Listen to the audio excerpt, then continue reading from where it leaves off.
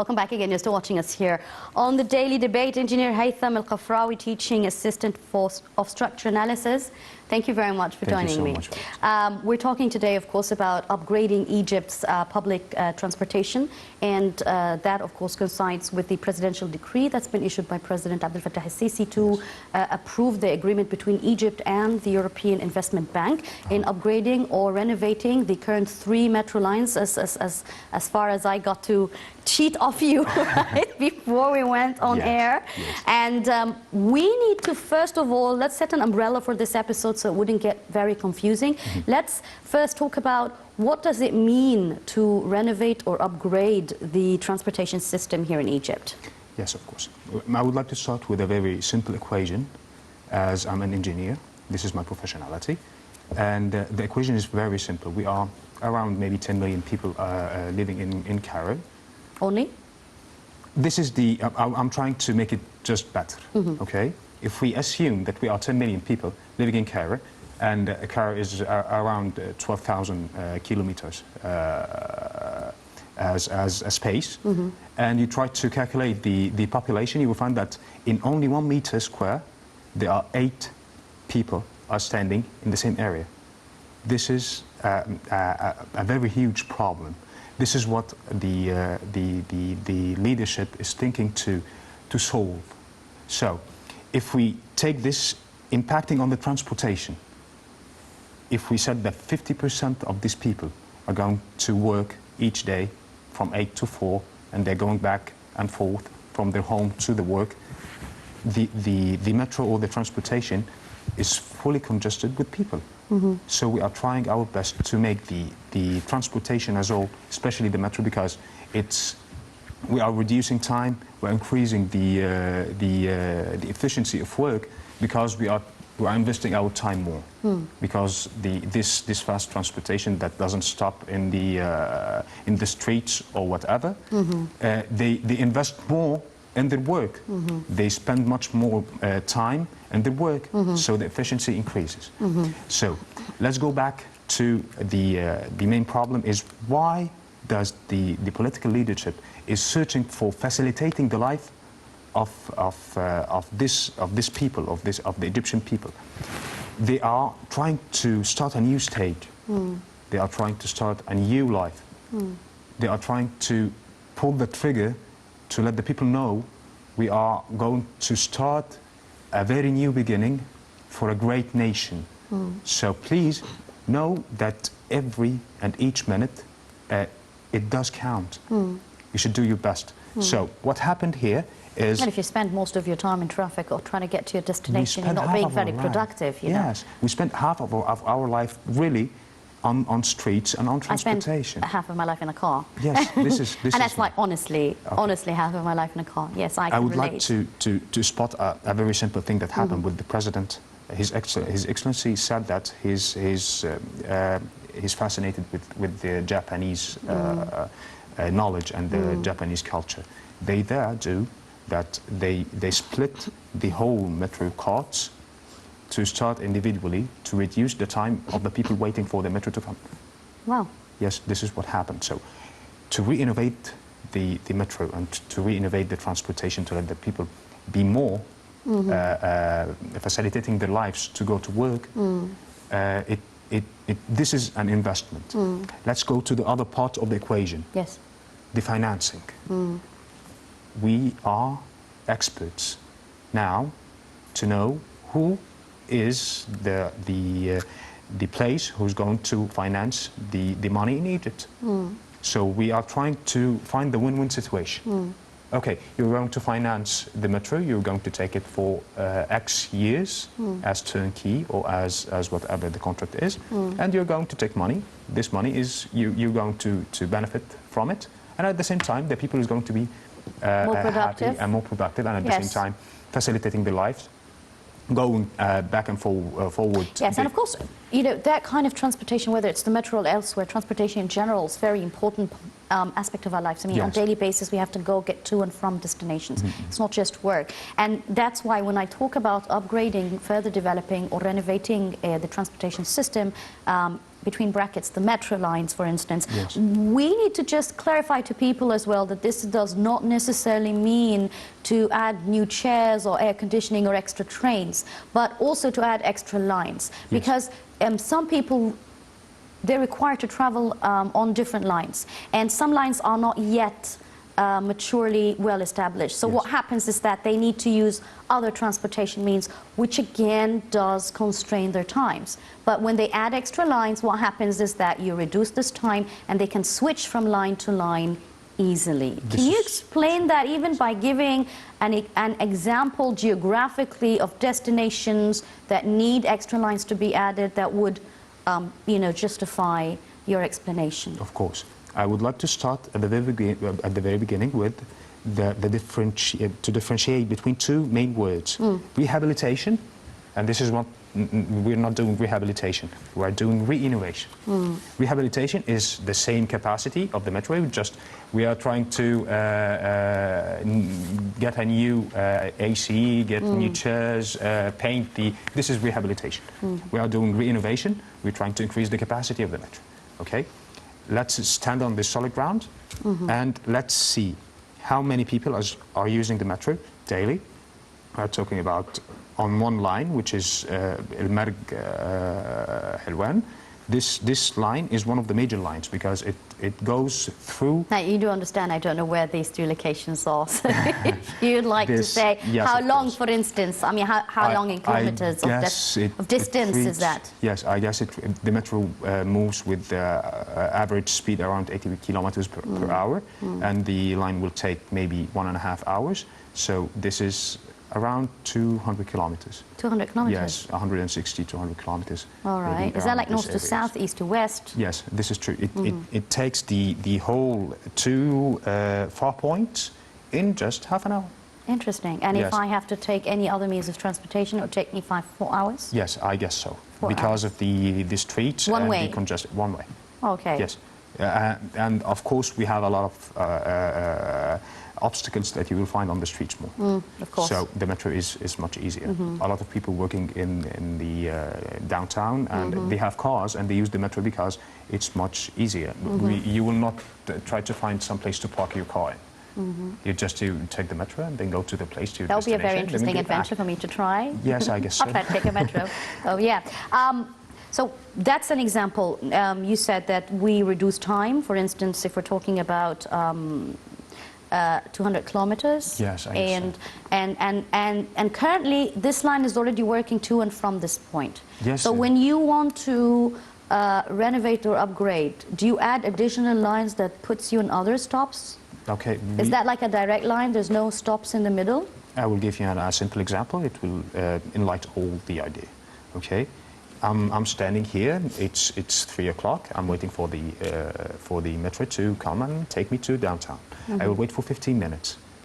After re-innovation, the line, you will stand and waiting for 5 minutes to the new metro, because when you re-innovate, you're getting a new cart. You're getting new metros, and this is what already happened once at 1214. Okay, sorry, 2014. Okay, they got a new cart and they put it on the line and they started. We have two types of of metros: the old one and the new one. It takes more passengers as well. Yes, yes, it does take more passengers. They are coming to Egypt. We are going to take the train because it's fun. Okay, let's try it.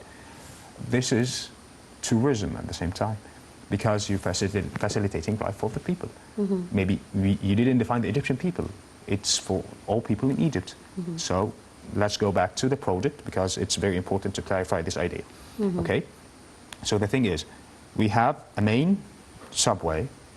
You have the line of the metro going to branch 3 main lines. The first line is going to the east area, the north area, and the south area. And the south area is going to go back to Giza, maybe other cities, extending to the new museum of Egypt in 6th of October, to facilitate also the tourism of the people when they come from back and forth. And at the same time, one of the metros is going to be on the airport to easitate the life. So they are taking the I'm not saying that this is a bad thing to do. You are taking a role model, a successful project, and you're trying to apply it here in Egypt, because this become an international idea for people to do. So, increasing the efficiency of people working in working hours, because they are psychologically and physically and mentally comfort, they have inner peace, and they're going to the work using a very productive. But they're going to go to work on time. So, and at the same so time, then we don't have to be, you know, the Egyptians who don't get there on time. Hours they are using an AC, and they are treated like we are in the first world, economically speaking. Now, Egypt is planning to construct these additional metro lines, connecting, as you've correctly said, Cairo to Giza, and new cities like the new administrative capital. Possibly this is a vision or a goal to be achieved by 2030. Getting to there would add up to 6 lines of the metro. Yes. Right, which are currently 3. Yes. How do you read this? And when I say how do you read this, I would really kindly want you to explain in terms of time and approximate cost-wise, how do you get there from 3 to 6 lines, 2030? It's not as far as it sounds like. Yes, we're almost there. I get your point. Yes. I have a simple word. I heard it, and I should say it. We have to pay for things that we take, and we are now paying for things that we didn't pay for 30 years past. We are paying the cost of what we didn't pay for the whole 30 years. We are trying to. You're asking about to live a good life. You're asking to live a useful life. You're trying to be innovative. You want your son to be a scientist. You want your other son to be a president, and you want the other one to be a senator. You want to go to a good school. You should pay for it. You should pay for it. U.S., the taxes there maybe reaches 50% for some professions. I'm not saying that we should do this here in Egypt. But I'm saying that we have a strategy here is going to be applied. I said this before, and I'm saying this again. This is the first political leadership to have a strategy. You can concur with it, maybe you don't concur with it.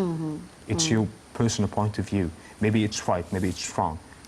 It's a personal point of view. But I'm certain of, that there is one person, one leader is leading the whole train, and his whole interest is to go to the right track.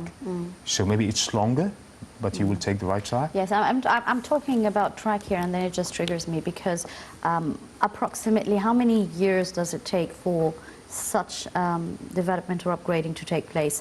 And I'm talking on normal levels, but then when it comes to Egypt, you can always finish everything in a much more shorter time.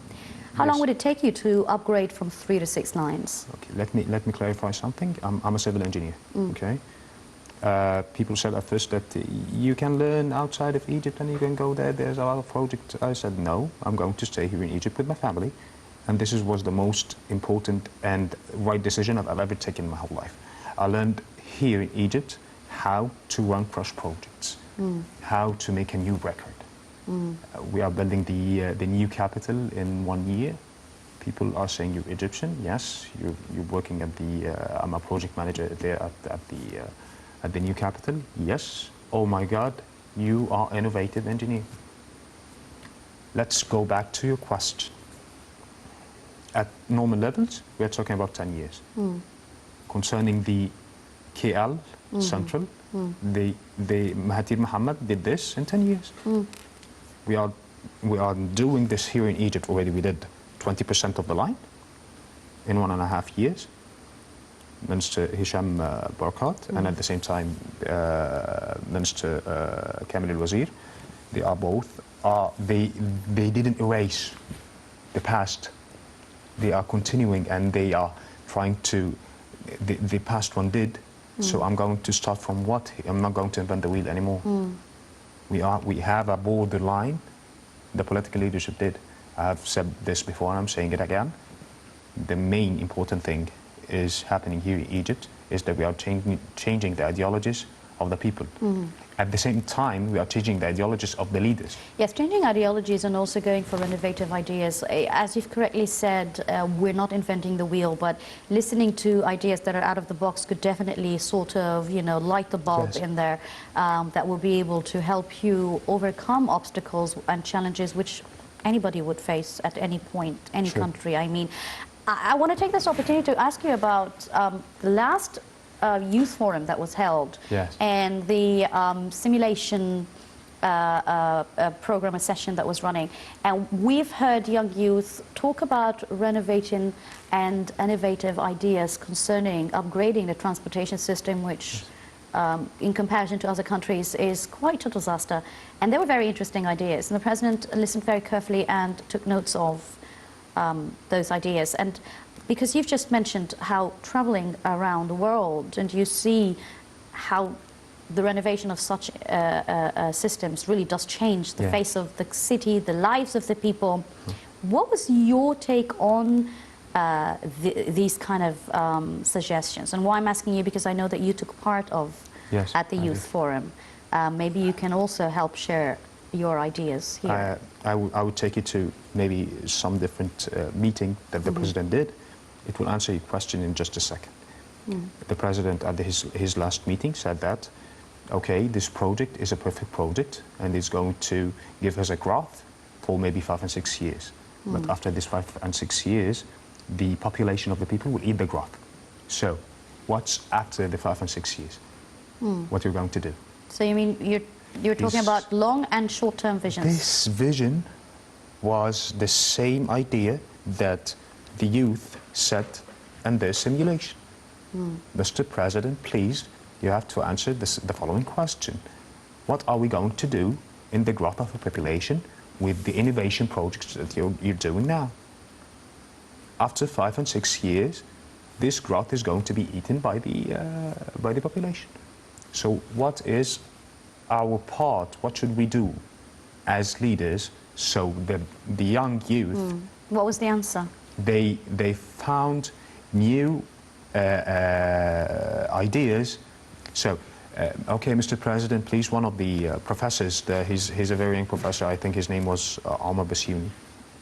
He said that, okay, you're searching for new ideas for irrigation to reduce the consumption of water and to try to solve a lot of problem in water here in Egypt to protect Egypt from the poor line of of water. And he said, okay, we can use new treatment plants with new ideas of construction that will conserve a lot of water in by re-innovating the wastewater treatment plants and use them in irrigation and use them in the new agriculture projects.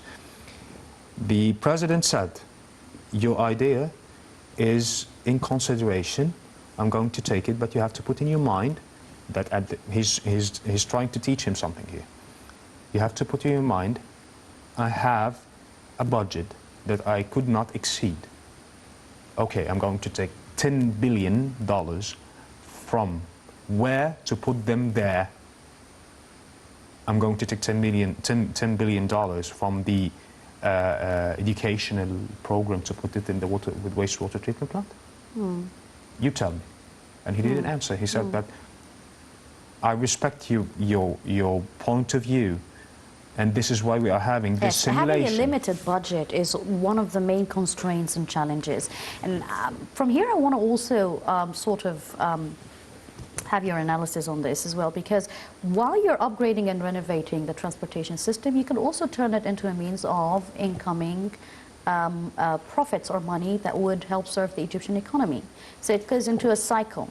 And whether this money is being taken and kept to sort of further renovate this sector or taken and extracted to serve other sectors and industries, that also requires a strategy and group of consultants and committees to be able to prioritize where the money should go.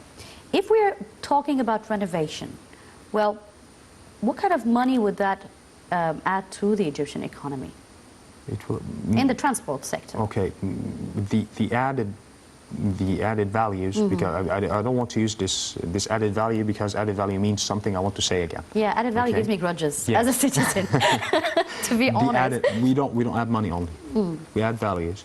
I said this from a minute ago, that we have a way of we are trying to invest our time. We're not trying to invest our money only. Yes, invest your time. Well, I need you to stop and hold, please, on that idea, because I think that would sort of come under production or productivity, right? If I'm on the same wavepens.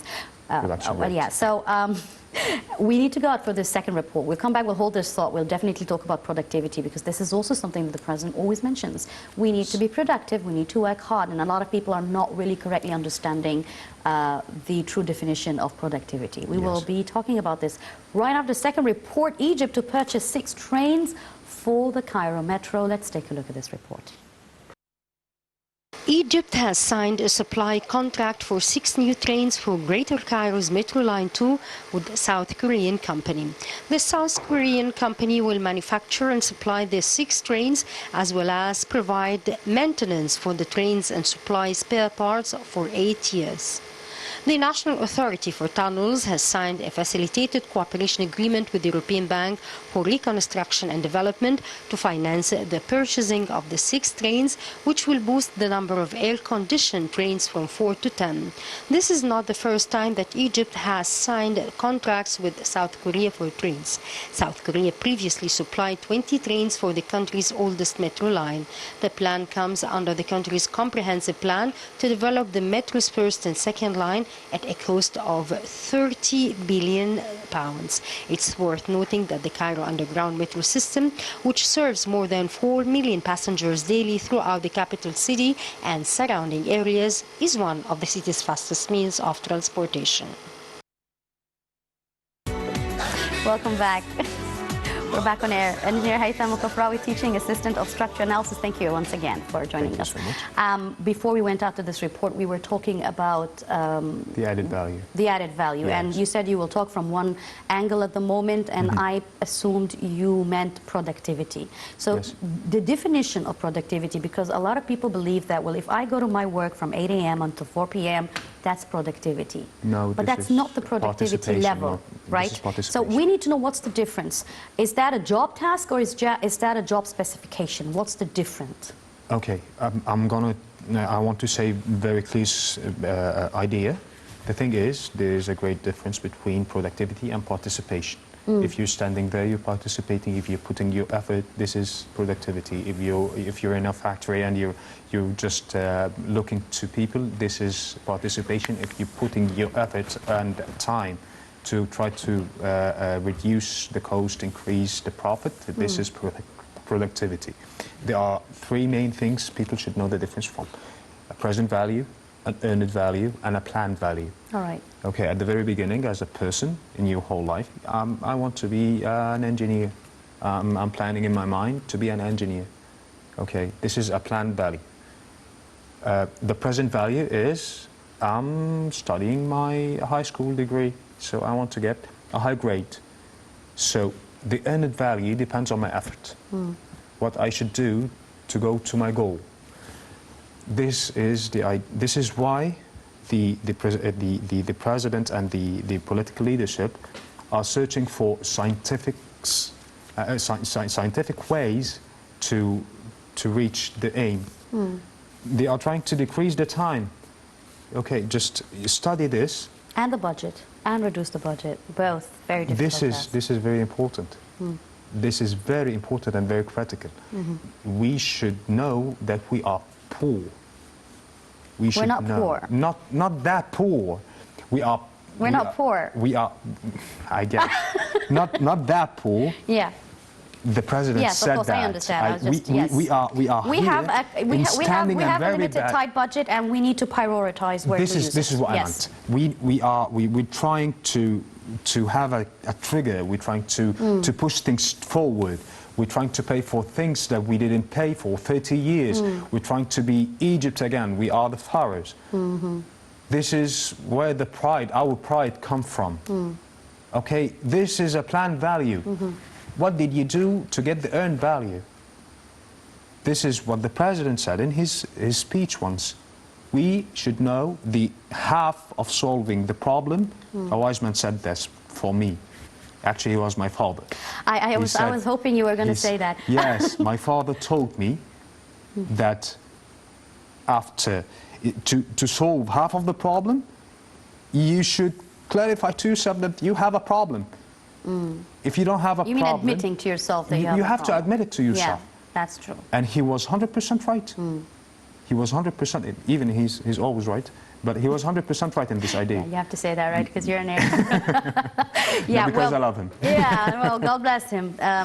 Engineer Haytham, now, in the past 5 years, again, while there's so many things that have been changing in Egypt, we're seeing new national projects and new motives. And because you've mentioned the sense of pride, maybe we were talking about that, and the nationalism and things that really the young youth lost hope that would ever come back again to Egypt. So now they do, more than anybody else, want to contribute and be part of this success and the developing of Egypt.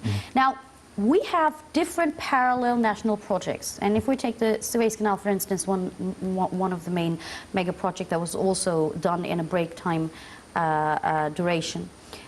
There's money and investment that can come out of there. So no longer do you have to constrain yourself to being productive by accepting to have an ordinary job.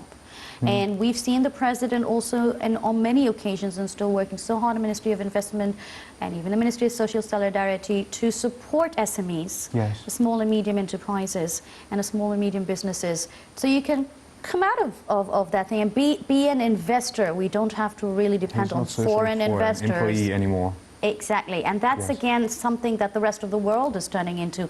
E-commerce is a big booming market internationally. This is the trigger. So how can we link that to productivity? How can the cycle, because some people will say, well, how is that related to transportation? It's directly related to transportation. It's upgrading Egypt. So how can you relate? Okay, all the mega projects was infrastructure projects. I was in this conversation yesterday with one of the senior engineers, and he said that most of the project in Egypt is a service project. We are paying for infrastructure to live better, to take services. Okay, so where is the income? We have no income. This is the cost that we paid, I said, for the past. Now you can count the profitable projects, the Suez Canal, the new capital, even we have a trigger in the new capital. We have the new capital now over there, which is a smart city. So if we're going to talk about means of transportation, everything is okay. Things digital. Now are different. I know this area. Things different now, as in that they are more established? Established, yes. And they finished maybe 90% of the ministry area. That's interesting. Which the ministries, you mean, where they're supposed to be moving out? Yes, and they finished 80% of the new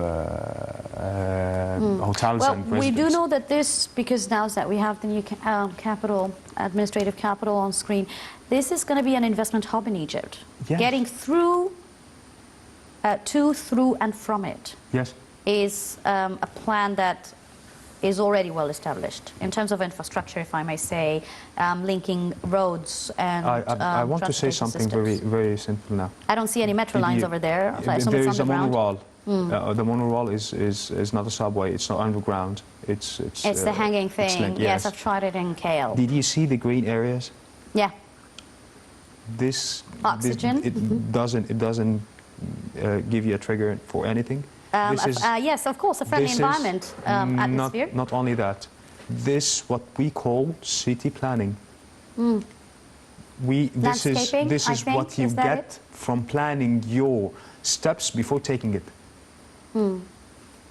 We're not living in keeping to your plan. I think sticking to your plan is what's you have to defend it. I have a point of view. I have a correct point of view. I want Egypt to be better. To be the best, not better. So we are planning our steps, and we are, from the plan, it's going to be a code for the people. This is what we planned. This is what the scientists give us. This is what the consultants advise us with. And this is the result. This was a maquette. This church now, there are people there praying for God to make Egypt yes, one of the biggest churches in the world. And at the same time... it holds a capacity of 7,500 worshippers, if I correctly remember. Guinness record, a new Guinness record. That's true.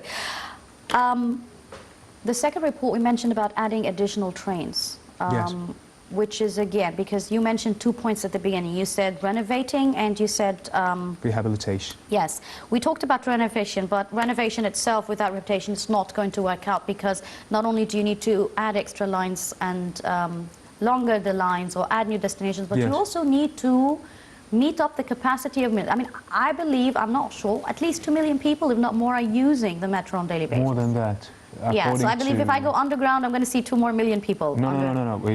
They calculated by the in 1 hour. They are giving you that in 1 hour, X people are using the metro. Yes. So what does that mean? If we add more trains, we're going to give a chance for more people to reduce the time of waiting, to reduce the suffering, and at the same time. But there's one thing I should say. At this financing, there are 80% of the money is going to re-innovate.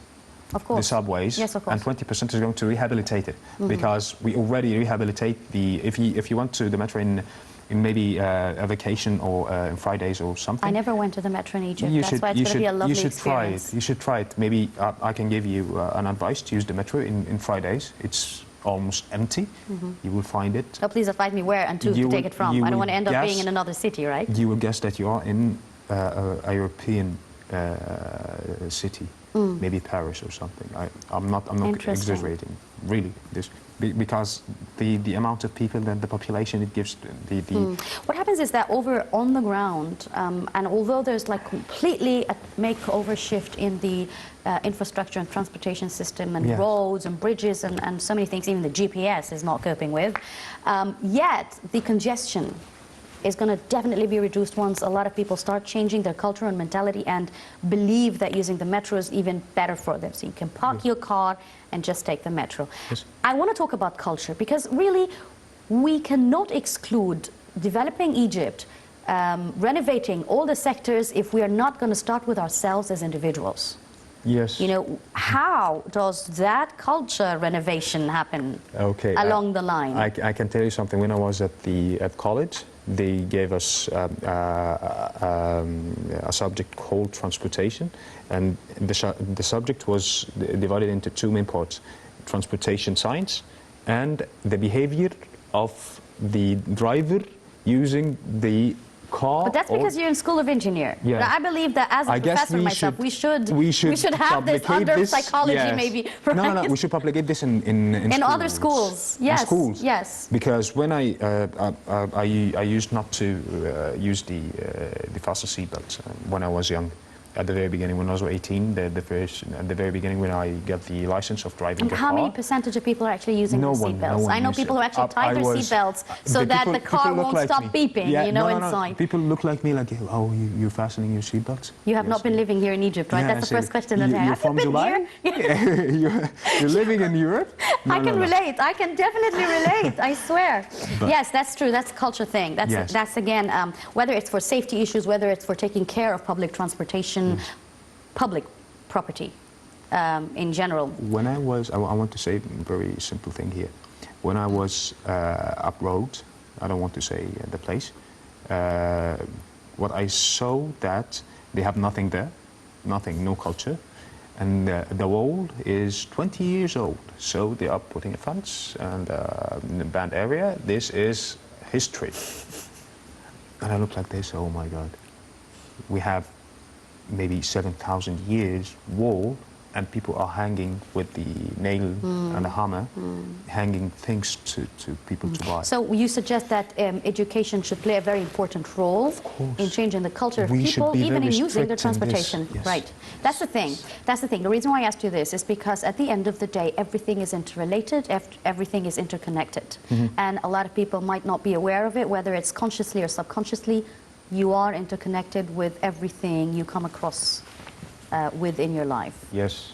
This is true. And to have that cycle be further developed, I think it's useless that you would just renovate things before people's minds and mentalities. This is not now, happening as anymore. younger youth generations, and we've seen on different occasions and on different forums and conferences, yes, actually, youth mentality is changing. So we're witnessing a new generation that is ready, This but was just my needs the facilities We to have be able to handle. all- You can tell me that. Yes, Because we you become you belong to the youth generation, if you know. Because you spoke at the beginning of the episode of younger generation, Yes, so because- I'm like picking back at you right now.